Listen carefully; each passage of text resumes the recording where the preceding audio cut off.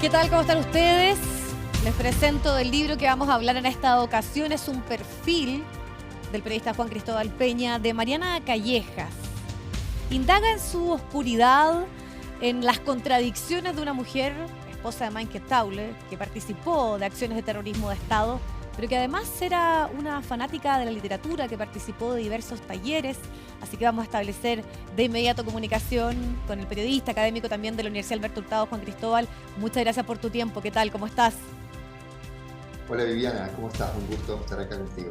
Sí, muy interesado en poder conversar contigo. Este libro además muy destacado, dentro de los mejores por varias listas de 2024.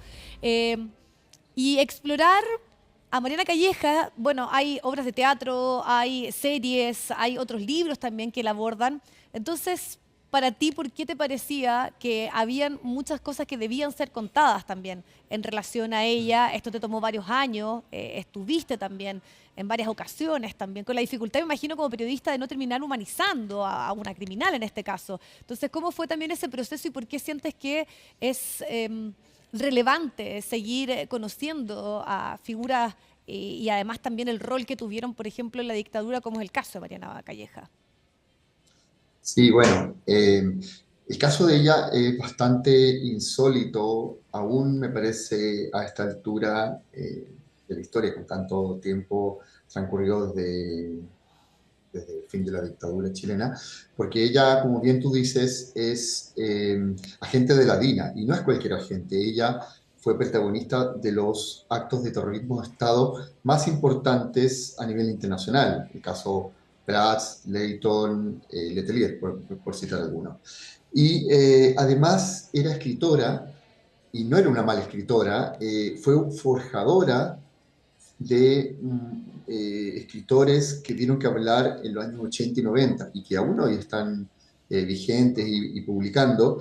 Y además, como tercer vértice de interés de esta historia, ella, eh, bueno, vivía con su marido también, agente de la DINA, Michael Townley, y con sus hijos en una casa cuartel que le dispuso a la DINA, donde fabricaban gaserín y donde planificaban y ejecutaban algunas operaciones. Entonces, su casa era, a la vez que cuartel de la DINA, era un salón literario Sí. y que prácticamente fue, digamos, escena y lugar de acogida de muchos escritores y artistas de la época años 70 y que luego darán que hablar posteriormente, y donde también, bueno, ella, a la vez que vivía con su familia en este lugar, ocurrían estos hechos horrorosos, ¿no? Entonces, eh, había una situación que bastante insólita, donde ella lograba desdoblar todos los planos, ¿no? Estos tres planos que parecen bastante insólitos. Imaginemos, o sea, en la casa donde vive uno con sus hijos, bueno, eh, se planifican y se ejecutan actos de crímenes, actos de terrorismo del Estado. Nos parece tan similar, por ejemplo, a una película como La Zona de Interés, ¿no? Que muestra Mm. a este campo de concentración nazi y esta vida idílica que se trata de tener por parte de una familia. Aquí ocurre lo mismo, habían fiestas, habían tertulias, pero además acá en tu libro exploras algo que es bien interesante, que es la relación con Michael Townley y cómo, sobre todo en sus primeros años en el ingreso a Patria y Libertad, es ella quien constantemente lo empuja a él, porque él es un autodidacta, que no tenía estudio y que de alguna forma quería como siempre validarse frente a ella. Y eso tú lo pudiste sobre todo tomar de alguna de las investigaciones y entrevistas que hiciste con quienes fueron parte del grupo, de una obsesión que tenía por una mujer que era bastante mayor que él, que ya había tenido hijos, pero que de alguna forma lo empuja, ¿no? Como que detona en él muchas de sus acciones criminales. Sí, ahí, bueno, hay un campo para explorar que despierta, me parece, muchas preguntas, que abre muchas preguntas. Eh, Creo que si hay algo que la marca a ella es su ánimo de aventura, Mm. su ánimo por explorar, por ir más allá. Desde muy joven, ella a los 17 años deja el colegio y se embarca rumbo a Israel con un grupo de jóvenes que aspiran al socialismo y que creen en el socialismo, a fundar un kibutz a 15 kilómetros de la Franja de Gaza. Y es lo que hace ella.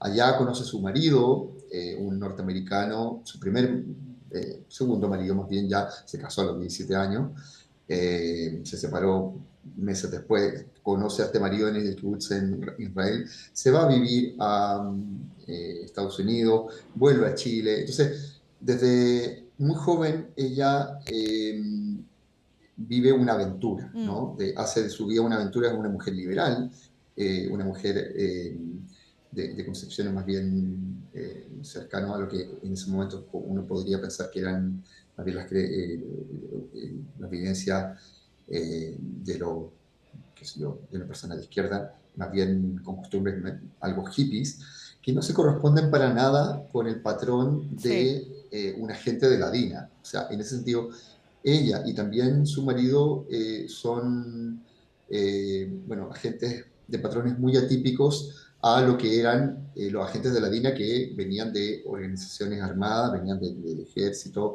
de las Fuerzas Armadas, ¿no? Y en ese sentido yo tengo la impresión de que ella sí tiene mucha influencia en su marido y de alguna forma también lo empuja, lo anima a que, bueno, participe de las acciones de las que tomaron parte. sí, Eh, de todas formas, bueno, él también necesitaba probar, pero necesitaba un reconocimiento considerando que él tampoco había terminado el colegio, no claro. tenía estudios superiores, no había hecho el servicio militar en Chile ni en ningún lado ni en su país. Entonces, también si hay ha llevado a explicar las motivaciones, yo creo que es la necesidad de probar que era gente capaz de necesitar reconocimiento y capaz de llevar a cabo acciones límites, tales como las que hicieron y que hicieron, digamos, triste fama internacional de nuestro país en los años 70 y 80. Sí, de hecho la definición de algunos que los conocieron precisamente en esos años de Patria y Libertad dice que había un deseo de figuración y protagonismo patológico, que es parte un poco de lo que tú también relatas, e incluso, tomando lo que tú nos explicas, Juan Cristóbal, desideologizado. Y ese pragmatismo o ese arrojo fue una característica muy de ellos, que incluso era mirado como con cierta extrañeza por este grupo y también en la lógica que al momento que ellos aceptan su rol en la DINA es porque se le ofrece una estabilidad. Ella quería incluso mandar canciones para el Festival de Viña, entonces es al final una decisión porque él estaba también sin poder tener una estabilidad laboral que es recurrente, podríamos decir, el momento que se empareja con ella. Pero ahí se les ofrece una casa, un sueldo y comienza todo este camino con lo que tú detallas también al principio, ¿no? Con este lugar de encuentro, de tertulias literarias, de fiestas, pero que además también era un centro de operaciones y de creación de muchas de las acciones más brutales de la dictadura. Sí, a mí me parece interesante y por eso me embarqué en este proyecto poder retratar lo que fue el terrorismo de Estado de Chile y de otras dictaduras latinoamericanas de la época, donde los servicios de inteligencia estaban lejos del profesionalismo que se le podría suponer, ¿no? Pensar que un organismo como la DINA le encarga a dos personajes como Michael Towle y Mariana Calleja las operaciones internacionales más importantes, más sensibles, el marido de ella le fue a poner una bomba hablando del taller a cuadras del Capitolio, lo que significó un antes y un después en la relación de Estados Unidos con Pinochet. Entonces, da cuenta de cómo trabajaba la DINA y da cuenta de las Mm, desprolijidades, da cuenta de quiénes, en el fondo, estaban detrás de las principales acciones, gente que no tenía preparación militar, gente que eh, entra a, digamos, a ser parte, funcionarios de la DINA, no por necesariamente una gran convicción que podría uno suponer, ¿no? En este tipo de organizaciones, sino que más bien por una necesidad. mm. Nadie más le iba a dar lo que le dio la DINA a esta pareja por formar parte por formar parte de la DINA y llevar a cabo estas operaciones como lo que les dio a ellos una casa, servidumbre, vacaciones, bonos de extra, viáticos, etcétera. Y en ese sentido, me parece que es interesante analizar también desde esa trivialidad, Mm, de esa banalidad, lo que fueron las acciones sí. de lo que significó esta cruzada de la lucha anticomunista en Chile y en Latinoamérica, de las experiencias de la dictadura en los años 70 y 80. Sí, que sin duda son de los pasajes que más impactan, ¿no? En todo el trabajo que tú haces, pero también es interesante conocer en tu rol, sobre todo periodista, esas conversaciones que tú tuviste. Bueno, tú decides llamarla, te contesta, te dice que no la tutees como única condición, está dispuesta a hablar, pero tampoco hay nunca arrepentimiento en ella. Mm.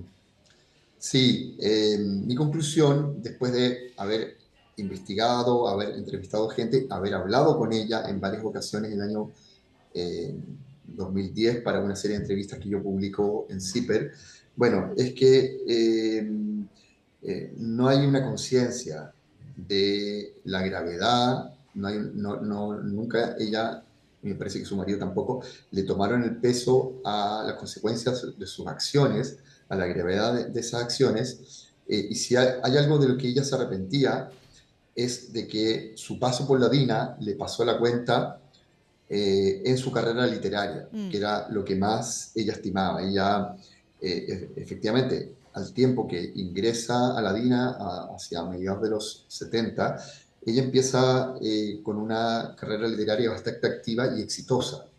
Es probable, y ahí entramos a especular, ¿no? Que ella haya sido parte de no haber sido, de no haber tenido participación en la DINA, bueno, que haya sido una figura importante de las letras chilenas, pero como su papel de agente y el de su marido quedaron al descubierto, bueno, eso le pasó la cuenta. Y si hay algo de lo que se arrepentía ella, era de lo que consideraba su mayor castigo, el haber sido marginada del escenario de las letras chilenas por su participación en la DINA.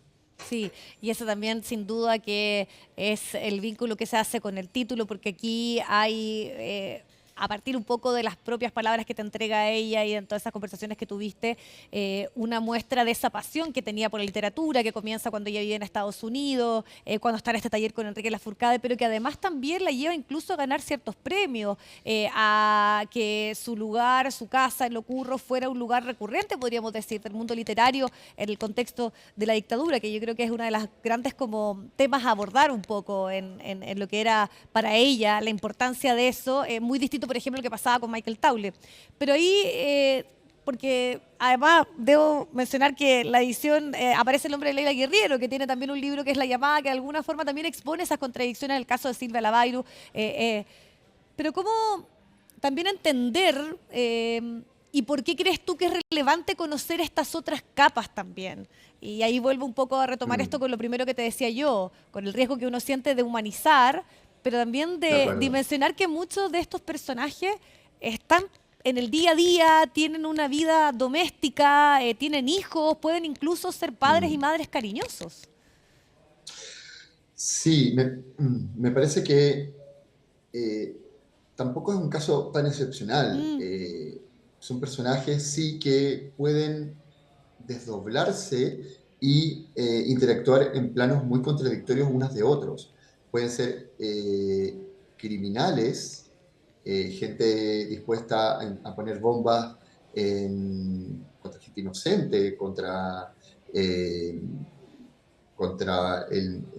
por ejemplo, la mujer de Carlos Prats, digamos, que iba también en el auto con Carlos Prats, eh, pero a la vez ser en el caso de ella, una escritora, iba a decir destacada, me corrijo, por lo menos una buena escritora, ¿no? mm, Una excelente anfitriona, una muy buena amiga de sus amigos, una persona que influyó en la literatura chilena de esa época y posteriormente, eh, y que podía además llevar una vida familiar claro, al interior de una casa donde ocurrían cosas horrorosas. sí. Que tú citabas la película zona de interés. Es exactamente eso, ¿no es cierto? Nosotros tuvimos nuestra versión chilena de zona de interés, donde en el caso de la película hay un matrimonio que vive colindante del campo de concentración de Sí, Auschwitz. Ese matrimonio, particularmente el padre de familia, está a cargo de lo que es ese centro de exterminio, pero cuando cruza el muro y entra a su casa, puede ser una excelente persona, un excelente padre de familia, un marido querendón, responsable, ¿no? Entonces, yo creo que también el caso de Mariana Calleja nos habla de la condición humana, me parece, mm, y una condición humana no tan excepcional, sino que donde la maldad absoluta no existe, sino que, tal como decía, por ejemplo, Hannah Arendt en un libro que histórico que es Ashman en Jerusalén, bueno, la maldad también puede convivir con elementos nobles y con cierta humanidad en planos paralelos. Y es lo que ocurre, me parece, con un nivel bastante pronunciado en el caso de Mariana Quereja y su marido y la casa donde ellos habitaban junto a sus hijos. sí, y sin duda más porque aquí queda claro el rol que tiene ella en un poco muchas de las acciones que él comete, pero además también como su obsesión estaba sin duda en tener un reconocimiento a partir de la literatura, sin incluso reconocer ni arrepentirse de muchas de las atrocidades y crímenes en las cuales ella participó. Juan Cristóbal, muchas gracias por el tiempo, más que recomendado entonces, Letras Torcidas, este perfil de muchos años de investigación de Mariana Calleja, así que gracias por tu tiempo también y por esta conversación. Gracias a ti, Viviana, y a ustedes por este tiempo también. Que estés muy bien. Bueno, acá, como yo les mencionaba también al inicio, un libro que fue muy destacado durante 2024, así que este perfil de Juan Cristóbal Peña a Mariana Calleja. Que esté muy bien, nos vemos pronto en la próxima.